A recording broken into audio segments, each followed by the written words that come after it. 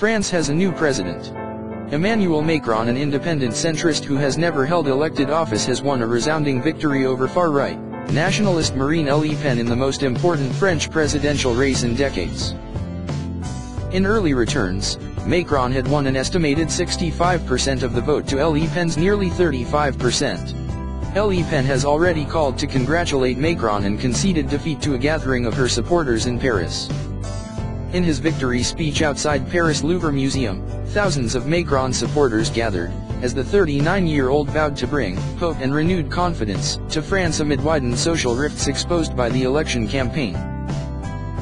"I know the divisions in our nation that led some to extreme votes.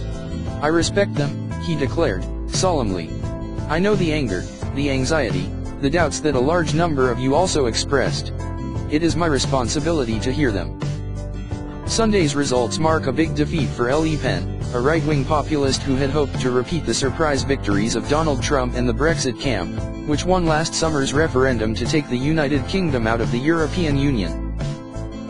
Macron, a political newcomer, is set to become the youngest president in modern French history.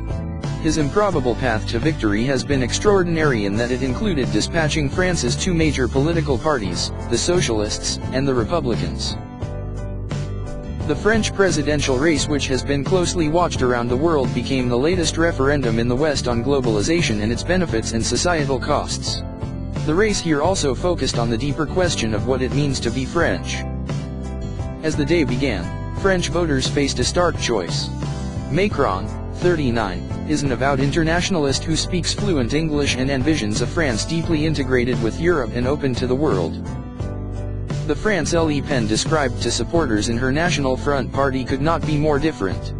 Le Pen, 48, had called for a temporary ban on immigration, a referendum to leave the European Union and replacing the euro with the franc, the old French currency. Among those cheering Macron's victory will be officials in Brussels who work with the European Union. The EU is in the early stages of negotiating the exit of the United Kingdom, which is seen as damaging to the 28-member trading bloc, but not fatal. Le Pen had promised as president to call a referendum to pull France out of the EU, which would have threatened to destroy the institution. The White House released a statement Sunday congratulating Macron. "We look forward to working with the new president and continuing our close cooperation with the French government." Macron's victory is not a surprise, as polls routinely showed him far ahead of Le Pen.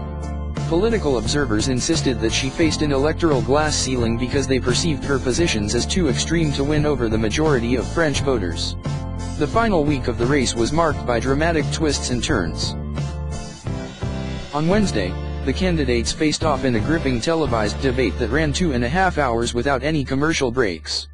Le Pen, who is a fiery speaker with a laser-focused message, was expected to clobber Macron, who has little political experience. Macron had served as economy minister in the outgoing, deeply unpopular government of President François Hollande. Le Pen spent most of the evening on the attack, but provided few detailed solutions to France's myriad problems, which include a 23% youth unemployment rate in a spate of horrifying, terrorist attacks in recent 2 years. Both the news media and public opinion suggested Macron was the clear winner. On Friday, hackers dumped a trove of emails from Macron's campaign on the internet in an apparent attempt to damage his candidacy just ahead of today's vote. But the French government warned both the media and citizens not to spread the hacked documents and abide by a traditional blackout ahead of the vote. The hacked documents did not appear to gain much traction and were not seen to have an effect on today's results.